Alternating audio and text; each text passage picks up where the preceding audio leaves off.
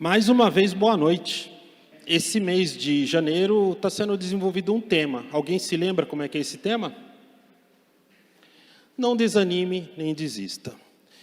Esse tema tem sido baseado na carta aos Hebreus, contexto de sofrimento. Essa carta, que o autor é desconhecido, ela foi escrita para os cristãos que estavam sendo perseguidos naquela época. Estavam passando, judeus convertidos a Cristo, e estavam passando por perseguições por reafirmar sua fé em Jesus Cristo. O autor, como eu já disse, é desconhecido. E eu vou continuar lendo. A semana passada foi lido o texto do capítulo 12 até o verso 6, se não me engano. E eu vou continuar aí. 2020 foi um ano para desanimar e para desistir. Tivemos muitas perdas. Muitas pessoas perderam parentes queridos, perderam emprego, sonhos foram destruídos, as pessoas passaram dificuldades em todos os sentidos, porque muitas pessoas não ficaram sem ter o conhecimento de Deus, atribuíram essa pandemia culpa a Deus, achando que Deus pesou a mão, que isso é culpa de pessoas. Independente disso, nós ficamos com a palavra de Deus. E a palavra de Deus é muito clara acerca das coisas que acontecem e que vão acontecer. Vamos abrir a Bíblia no capítulo 12 de Hebreus, a partir do verso 7. A palavra de Deus diz assim, suportem o sofrimento com a paciência como se fosse um castigo dado por um pai. Pois o sofrimento de vocês mostra que Deus está tratando com seus filhos. Será que existe algum filho que nunca foi corrigido pelo pai? Se vocês que são corrigidos, como acontece com todos os filhos de Deus, então não são filhos de verdade, mas sim ilegítimos. No caso dos nossos pais humanos, eles nos corrigiam e nós os respeitávamos.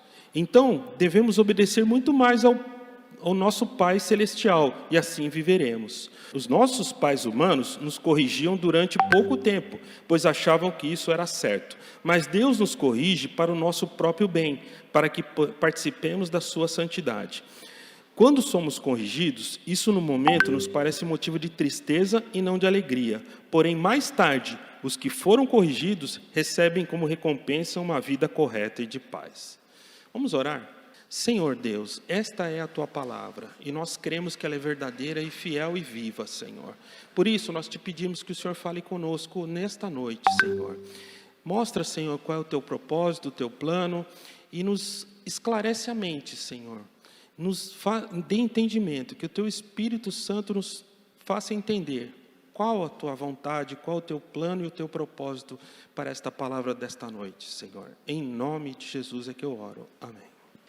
Muito bem, se eu pudesse colocar um título, seria Suportando o Sofrimento. Suportando o sofrimento por quê? Porque a Bíblia diz que nós precisamos ser corrigidos, independente que o que pensamos ou que achamos, porque muitas vezes nós vivemos uma vida e acreditamos que essa vida é correta. Mas Deus nos conhece profundamente e sabe que muitas vezes nós precisamos corrigir áreas das nossas vidas. Algumas situações que nós precisamos ser aperfeiçoados. O grande problema atualmente é que as pessoas não querem ser corrigidas. As pessoas acham, cada um vive a sua vida e bem entende e acha que está vivendo uma vida correta e ninguém quer ser repreendido e corrigido. Eu ouvi certa vez um sociólogo falando que a geração que nasceu entre os anos 60 e 70 foi a última que verdadeiramente obedeceu seus pais. Eu nasci nessa época. Eu escutei frases, que eu vou até ler agora, que talvez você tenha escutado. Lá em casa, a gente conversa. Desce daí. Repete isso que você falou. Vocês então já lembraram, ouviram essa frase alguma vez? Eu só vou falar uma vez. Por quê? Nossos pais nos corrigiam. Nossos pais nos tratavam diferentes. Hoje, o mundo de hoje está muito mais complexo. Eu vou dar um exemplo. Muitos pais hoje têm muito mais tarefas, muito mais obrigações e não conseguem dar conta de educação, de filhos, de trabalho, de relacionamentos. E as pessoas muitas vezes acabam falhando nisso. Outras porque foram mal educadas. Então não conseguem educar seus filhos, não tem parâmetros para educar. O que acontece? Você vê uma geração de hoje que as pessoas não aceitam repreensões. As pessoas não acham primeiro que são erradas, depois não aceitam que vão ser repreendidas. Hoje você vê alguém falar assim, pus meu filho de castigo. Raramente. O máximo que você vê, eu tirei por um dia o celular do meu filho. O máximo que você vê. Certo é que tínhamos muitos abusos, pessoas que não distinguiam entre castigo e maus tratos. E hoje fica muito complicado você corrigir uma pessoa. Mas Deus quer nos corrigir, Deus quer deixar a gente no caminho correto. E o versículo 7 diz assim, que se nós somos filhos de Deus, essa é a certeza porque Deus nos corrige. É isso que diz no verso 7. E o verso 8 diz uma coisa muito clara. Cedo ou tarde, gostando ou não, Deus vai nos corrigir. Isso é para todos que aceitam Jesus. Todos que têm uma vida cristã vão ser corrigidos um dia. Ninguém gosta, na verdade, de ser corrigido. Eu, particularmente, nunca apanhei. Meus pais me criaram de uma forma tal que eu nunca levei umas palmadas, pelo menos eu não me lembro. Só que os sermões que eu ouvia eram doloridos, às vezes doíam mais que uma surra. Por quê? É duro você ouvir uma palavra dura mesmo. Mas tinha uma coisa, eu respeitava. Primeiro, que a Bíblia me ensinou e meus pais também me ensinaram. Honra teu pai e tua mãe. Ponto. Segundo, eles me repreendiam numa coisa que eles tinham moral para repreender, porque eles não faziam. Isso gerou um respeito da minha parte. Porque se meu pai falasse para mim, não faça isso, e ele não fazia, então isso era um jeito de respeitá-lo. E eu tinha que respeitá-lo porque eu sabia que ele não faria. Hoje você não tem isso. Dificilmente você vê um pai, porque ele não repreende, porque ele não tem a capacidade de cumprir aquilo que ele está falando. As palavras começaram a ficar desacreditadas. Só que a correção dói. Ser corrigido dói. Eu vou dar um exemplo para vocês. Quem já usou aparelho ortodôntico? É suave usar aparelho ortodôntico? É tranquilo? Não. Meus filhos usaram. Uma vez por mês, tinha que ir lá no dentista. O que o dentista fazia? Reapertava os arames. E quem sabe, quem já usou e tem parente que usou, a pessoa fica uns 2 dias sem nem conseguir mastigar de tanta dor. Por quê? Você está puxando os dentes para o lugar. E dói. Corrigir dói. Não é uma coisa simples. Se fosse simples, era só apertar de uma vez, os dentes iam para o lugar, a pessoa ia morrer de dor, né? Porque numa vez só não ia conseguir. É assim, durante 2 anos meus filhos passaram por esse sofrimento, mas só que tinha um propósito no final. Não era simplesmente um sofrimento, uma tortura sem motivo. Os dentes ficaram no lugar e não só a questão estética, mas de saúde. Quem sabe disso, os dentes corretos, você vai ter uma mastigação correta, você evita vários problemas. Reforma. Alguém já fez reforma em casa? Eu caí na besteira de fazer uma reforma no banheiro do apartamento morando. Aí o que acontece? Tem que reformar, né? Estava com vazamento, tudo. Aí quebrou. Quando você começa a reforma, dá um desânimo, porque você não vê. Só piorou, a situação fica terrível. E no meu caso particular, o azulejista estava lá, fez uma parede, aí na segunda-feira não apareceu. Liguei, terça, quarta, aí eu fiquei sabendo que ele não tinha pago a pensão e infelizmente foi preso. Como é que eu ia fazer? Eu planejei uma reforma, eu me arrependi daquela reforma e não tinha como fazer. Mas depois que terminou, consegui outro pedreiro, claro, né? Depois que terminou, aí eu vi o resultado. O banheiro ficou muito melhor. Acabou o vazamento, ficou consertado do jeito que eu queria. Reforma custa e dói, não tem jeito. E eu quero ver um texto agora, que eu li, o primeiro acampamento que eu fui na igreja, e eu li esse texto, me falaram, eu achei um absurdo. Lá em Tiago 1, capítulo 2. Diz assim, meus irmãos, tendem por motivo de grande alegria o fato de passarem por várias provações. Primeira vez que eu li isso, eu falei, não é possível. Isso aí não pode ser certo. Quem é que se alegra quando está passando por um problema? Quem é que fica feliz? Você conhece alguém que fala para você assim: ai, faz tempo que eu não passo um problema, eu estou com uma vontade de sofrer. Não existe, isso não existe. Ninguém quer ter problemas, ninguém quer sofrer, ninguém quer passar por uma situação difícil.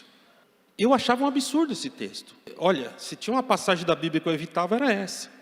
Mas tudo tem um propósito. Deus não trabalha na vida da gente, Deus não quer fazer-nos sofrer. Você acha que o seu pai, ao corrigir você, se corrigiu, queria que você sofresse? O pai que ama, quer que o filho vá bem. O pai que ama não quer ver o filho sofrer. Mas às vezes nós precisamos passar por situações para sermos corrigidos. E eu quero ler um texto bem conhecido, Lucas capítulo 8, 40 a 56. Esse é um texto muito conhecido, você já deve ter cansado de ler, mas eu queria extrair algumas coisas desse texto que vão nos ajudar a entender o propósito de Deus. Através de um sofrimento muito grande, Deus precisava fazer uma obra na vida desse homem. Vamos ler lá? Lucas, capítulo 8, do verso 40 em diante. Quando Jesus voltou para o lado oeste do lago, a multidão o recebeu com alegria, pois todos tinham ficado ali à espera dele. Então chegou um homem chamado Jairo, que era chefe da sinagoga daquele lugar. Ele se jogou aos pés de Jesus e pediu com insistência que fosse até a sua casa, porque sua filha única, de 12 anos, estava morrendo. Enquanto Jesus ia caminhando, a multidão o apertava de todos os lados. Nisso, chegou uma mulher que fazia 12 anos que estava com uma hemorragia. Ela havia gastado com os médicos tudo o que tinha, mas ninguém havia conseguido curá-la. Ela foi por trás de Jesus e tocou na barra da capa dele, e logo o sangue parou de escorrer. Aí Jesus perguntou: quem foi que me tocou? Todos negaram. Então Pedro disse: mestre, todo o povo está te rodeando o Senhor e está apertando. Mas Jesus disse: alguém me tocou, pois eu senti que de mim saiu o poder.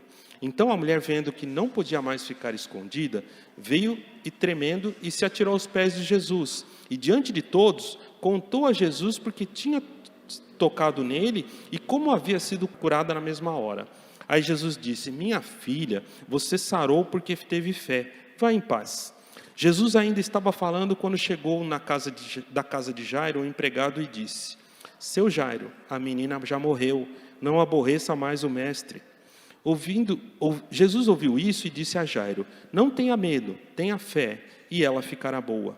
Quando Jesus chegou à casa de Jairo, deixou que Pedro, João e Tiago entrassem com ele, além do pai e da mãe da menina, e mais ninguém. Todos que estavam ali choravam e se lamentavam por causa da menina. Então Jesus disse: não chorem, a menina não morreu, ela está dormindo. Aí começaram a caçoar dele, porque sabiam que ela estava morta. Mas Jesus pegou-a pela mão e disse bem alto: menina, levante-se. Ela tornou a viver e se levantou imediatamente. Aí Jesus mandou que dessem comida a ela. Os seus pais ficaram muito admirados, mas Jesus mandou que não contassem a ninguém o que havia acontecido. Muito bem, Jairo era um cara correto, era um homem de fé, dava seu dízimo, sua oferta, orava, lia a Bíblia. Ele era o chefe da sinagoga. Mas, de repente, a menina ficou doente. E notem, essa menina era filha única. Isso era uma coisa não muito comum entre os judeus, porque normalmente tinham vários filhos. E era importante ter um filho homem para ser o herdeiro, o continuador do nome. Mas, não sei, a Bíblia não diz o porquê, ele tinha uma filha única. E eu creio que ele era um bom pai e amava essa filha, e essa filha era amada pelo casal. Mas, de repente, a menina ficou doente. Muito injusto para um homem tão correto, tão certo. Por que sobrevêm essas coisas sobre as pessoas que são boas? Você pode se perguntar. Eu sei que a cabeça desse homem deve ter entrado em parafuso, mas eu estou fazendo tudo certo. Eu sou um cara correto, eu creio em Deus, eu cumpro os mandamentos. Por que me vem uma situação dessa? Era justo ele perder a sua única filha? Olha, eu não sei. Eu só sei que a Bíblia diz que ele foi buscar Jesus. Certamente ele deve ter ouvido que Jesus fazia milagres, e a situação dele pedia um milagre, não tinha como. E notem que ele vai falar com o mestre, e o mestre fala alguma coisa, no texto você não vê, Jesus não falou absolutamente nada, mas Jesus começou a segui-lo. Às vezes, sobrevêm situações na vida da gente, e a gente não entende, e a gente ora, e a gente pede para Deus falar, e parece que Deus se faz um silêncio sobre aquele assunto. Deus fala por muitas coisas, te faz promessas, mas aquela situação que está afligindo o seu coração, Deus não fala nada. Só que o texto diz que Jesus acompanhou. Saiba que no meio do sofrimento, no meio da dificuldade, Deus trabalha no silêncio, mas Ele está acompanhando você. E eu acho interessante que no texto, Jesus está caminhando e uma multidão acompanha. Bom, aí eu não sei se estava na fase amarela, na fase vermelha, se Pilatos soubesse a multar o pessoal lá, eu não sei. Que ninguém devia estar tendo a distanciamento social nem usando máscara nesse lugar, com certeza. Mas tudo bem. E no meio dessa multidão, uma mulher chega e toca. Essa mulher é tocada. E ela é curada. Jesus para e fala assim, olha, aconteceu, um milagre aconteceu aqui e alguém me tocou. No meio daquela calorosa, aquele burburinho, daquela multidão falando e tudo, vem a pior notícia. Qual que foi a notícia? Chega um empregado da casa dele e fala, olha, como é que diz o texto? Não incomodes mais o mestre. Em outra tradução diz assim, não aborreças mais o mestre. Se coloque no lugar desse homem. Você está caminhando com Jesus, você está fazendo a coisa certa. Você pediu, Jesus está indo na sua casa. E de repente só piora. A menina morreu. Não há mais o que fazer. E pior, Deus operando na vida das outras pessoas, você vendo. E você fala, Jesus, eu estou precisando, minha filha está morrendo. E o Senhor abençoou outras pessoas e esqueceu do meu problema. É aí que muita gente espana. É muitas vezes aí que muitas pessoas que você conheceu, que você conhece, firmes na igreja, orando, não perdiam uma reunião, crentes crentedadeiros, deu um parafuso, porque a pessoa não entende o trabalhar de Deus. E muita gente abandona a fé, muita gente abandona a congregação, muita gente deixa de confiar em Deus, porque não entende o caminhar de Deus. E mais importante, você ora e a sensação é essa, que você está aborrecendo a Deus. Você está incomodando a Deus. Você já orou por uma situação e ora, e quando você vai orar, vou orar de novo, mas eu estou incomodado de tanto orar por essa situação. Porque você já está exausto, você já está cansado. Chega naquela situação que você não quer mais orar, não quer mais falar com Deus, porque tudo que você falou, você já está cansado de orar. Mas aí que Jesus fala uma frase que é muito importante. Não tenha medo. Tenha fé. E a menina vai ficar boa. Desculpe, mas totalmente fora de propósito essa frase, totalmente sem sentido. Dá vontade de falar, Jesus, agora o Senhor fala isso, depois que a menina morreu. Medo, já estou com medo. Para que ter fé? Para que você me fala que a menina vai ficar boa se ela morreu? Sem sentido isso. Mas eu digo para você que tem totalmente sentido. Jesus trabalha no silêncio. Jesus trabalha no barulho daquela multidão. E Jesus também trabalhando na vida dos outros. Vou mostrar para você por que tem sentido. O medo nos faz desistir. Só que a fé não nos deixa desanimar. E no final tem uma recompensa, tem um resultado. Jesus precisava ir na casa daquela mulher. Não era mais fácil Jesus falar assim, Jairo, é o seguinte, logo que Jairo chegou aos pés de Jesus, falou assim, vai lá na minha casa, minha filha está morrendo, eu estou te rogando, mestre. Olha, eu vou andar com você, vai aparecer uma multidão, aí uma mulher vai tocar na minha roupa, ela vai ser curada, vai chegar um empregado seu, vai falar que a menina morreu, mas eu vou na sua casa. Não era melhor Jesus já explicar tudo antes? O trabalhar de Deus é diferente. Os nossos pensamentos não são os pensamentos de Deus. Muitas vezes Deus, pela sua estratégia, nos poupa de falar coisas. Muitas vezes você ora e pede que Deus faça aquela coisa. E Deus parece que não quer fazer, ou não fala mais nada. Deus tem os seus propósitos. A Bíblia não diz que o plano de Deus é perfeito. É perfeito. Muitas vezes, qual era o pensamento de Jairo? Jesus ir na minha casa e curar minha filha. Qual era o plano de Deus? A casa de Jairo ser transformada. Não só a menina ser curada, o lar dele ser transformado. Muitas vezes você ora por um parente seu, pelo seu filho, pela sua... Senhor, eu quero que essa pessoa se converta, eu quero que essa pessoa seja curada. Mas você não deixa Jesus entrar no seu lar. Deixa Jesus fazer a obra completa. Porque você quer que Deus vá na sua casa, para que aquele seu marido que você briga direto, que é um insensível, que é uma pessoa que não tem jeito, será que você não é a pessoa que não tem jeito e Jesus precisa entrar no seu lar para cuidar da sua vida e da dele? É isso a diferença. Deixa Deus fazer a obra dele. É dolorido? Imagina, eu sou o pai, se coloque no lugar de Jairo quando ele está lá, desesperado, aí quando ele vê os empregados dele, ele tem certeza da má notícia, a menina morreu. Mas vamos fazer um paralelo. Por que Jesus parou naquele momento? Quantos anos tinha a menina? 12 anos de idade. Quantos anos a mulher estava doente? 12 anos. Muito bem.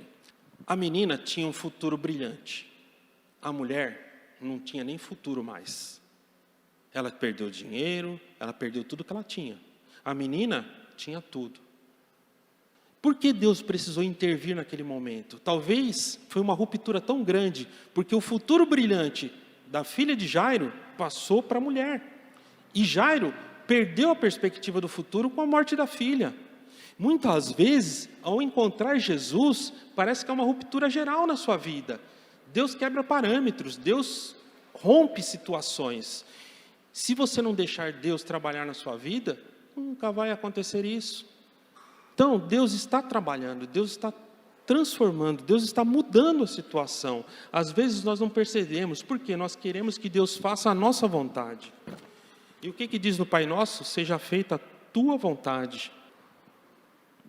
O que aconteceu? Jesus não podia curar a menina. Na hora que Jairo chegou diante de Jesus e falou assim: Senhor, vá até minha casa e cura. Ele falou assim: não, nem precisa. Pode ir para sua casa que ela já está curada. Porque ele fez isso em outras ocasiões. Quando do centurião, Jesus se propôs ir na casa do centurião. Ele falou: não, eu não sou digno que o senhor entre na minha casa. Com uma palavra só eu creio que o senhor vai curar. E foi assim. Mas Deus tem os seus planos. Pode ser, eu estou supondo, Jesus podia ter curado a menina naquele momento. Jairo chegasse em casa, a menina boa. Mas deve ter sido remédio. Não foi tão mal assim. E a vida de Jairo ia continuar a mesma. Quando Deus quer trabalhar na sua vida para uma correção, uma transformação através do sofrimento, da dor, seja lá o que for, Deus quer marcar a sua vida. Jairo não podia negar que Jesus ressuscitou a filha dele. Jesus não curou a filha dele, Jesus ressuscitou, trouxe a vida. É diferente. Então, Deus quer fazer coisas além do que pedimos e pensamos. Mas nós, às vezes, colocamos Deus dentro de uma caixa e queremos que Deus faça, faz só assim, Deus, tá bom. Não, eu quero desse jeito.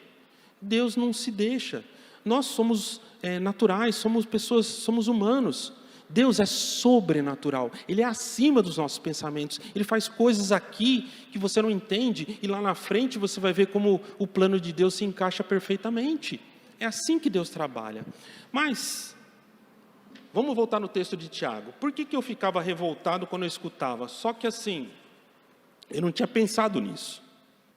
A continuação do texto de Tiago diz assim: pois vocês sabem que a prova da sua fé produz perseverança, e a perseverança deve ter ação completa, a fim de que vocês sejam maduros e íntegros, sem lhes faltar coisa alguma. O propósito de Deus é nos tornar melhor. O propósito de Deus é nos corrigir. Como eu disse, correção dói, não é tão simples assim. Alguém já quebrou um osso?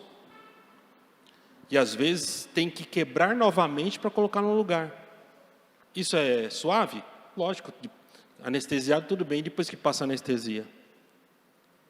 Correção vem com dores, com sofrimentos, com dificuldades.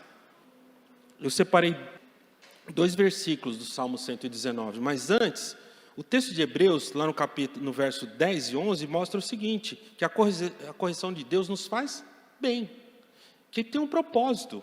Vamos reler o verso 10 e o verso 11. Os nossos pais humanos nos corrigiam durante pouco tempo, pois achavam que isso era certo, mas Deus nos corrige para o nosso próprio bem. Agora eu vou fazer uma frase que você deve ter escutado. Eu estou fazendo isso, mas quando você crescer, você vai me agradecer. Nunca escutaram isso, não? E você apanhando bastante lá e seu pai e sua mãe batendo bastante em você, falando assim, ó, eu estou fazendo isso, mas no futuro você vai me agradecer. Deus às vezes não usa a vara de marmelo. Deus nos corrige de outra forma, muitas vezes. Às vezes Ele usa também. Nós precisamos apanhar às vezes. Mas Deus nos corrige para o nosso próprio bem. O verso 11 diz o quê? Quando somos corrigidos, isso no momento nos parece motivo de tristeza e não de alegria. Porém, mais tarde, os que foram corrigidos recebem como recompensa uma vida correta e de paz. Eu me lembro muito bem. Meu pai, uma vez chegou, somos em 4 irmãos, eu já estava adolescente, e meu pai falou assim, prestem bem atenção, eu não fumo. Ele não precisou falar nada. Nós entendemos que ele gostaria, ele queria, ele mandou que a gente não fumasse, para o nosso próprio bem. E claramente, Deus muitas vezes nos fala assim, coisas que parecem duras, difíceis de engolir, mas a partir do momento que você reflete e lê a palavra de Deus e começa a caminhar com Deus e tem um entendimento do que Deus quer, aquilo se torna bom para a gente. Eu quero terminar lendo 2 versículos do Salmo 119. O Salmo 119 é maravilhoso. Ele fala da sua relação com a palavra de Deus. E particularmente esses 2 versículos, se não me engano, é isso, 67 e 71. Antes de ser afligido, andava errado, mas agora guardo a tua palavra. Foi-me bom eu ter passado pela aflição, para que aprendesse os teus decretos. Deus, com certeza, não quer que a gente sofra, mas Ele utiliza o nosso sofrimento, a nossa dificuldade para nos corrigir, para nos colocar. O que é uma correção? É colocar a gente no caminho certo. Quem passou pela escola sabe. Você passou pela escola e não fez nenhuma prova? E deram um diploma para você? Nem no curso à distância não faz isso, pelo menos eu acho, né? Alguém conseguiu tirar a carta aí sem dar uma volta no carro, provar que dirige, não? Tem uns mágicos que conseguem isso. Mas normalmente você passa por uma prova. Eu fui professor há muito tempo. A gente não dava prova para reprovar, lógico. Tinha umas figurinhas que a gente queria reprovar, porque mereciam, mas a gente faz prova para, a palavra é aprovar, passar pela prova. É isso que a gente faz. E se você passou pela prova, você sabe. Quem tem diploma sabe que para ter o seu diploma, estudou e passou por provas. A única diferença do nome com Deus é provações. E Deus quer que você seja aprovado. Mas é sofrido estudar à noite, é virar à noite decorando o texto, estudando. Tudo que é difícil é abençoado. Tudo que é difícil, você dá valor. Tudo que é difícil, você se lembra. E aquilo está marcado no seu coração. Foi com muita dificuldade que eu consegui um diploma. Tem muita gente aqui que teve um diploma suado. Difícil mesmo. Que Deus abençoe. Se não fosse Deus te ajudar a passar na faculdade, no curso, você não teria conseguido. Isso é certeza. Então, Deus te ama, primeira coisa. Segundo, Deus quer o melhor para você. Terceiro, Deus, por te amar e querer o melhor, Ele te corrige. Entenda isso. Por isso, o tema desse mês é: não desanime e não desista. A palavra que eu dou para você é essa: não tenha medo. Não tenha medo, que o medo faz a gente desistir. Creia que você vai se animar, você não vai desanimar. E tenha certeza que o resultado virá. No tempo certo. Amanhã, não sei, pode ser. Daqui 10 anos, poxa, minha fé, não sei se é tudo isso, mas no momento certo. Porque nós temos o tempo marcado em minutos, horas, dias, anos. O tempo de Deus é o tal do Kairos, é o tempo de Deus. É aquele momento que Deus fala, esse é o momento de tratar, esse é o momento de fazer, esse é o momento de realizar. Amém? Deus abençoe.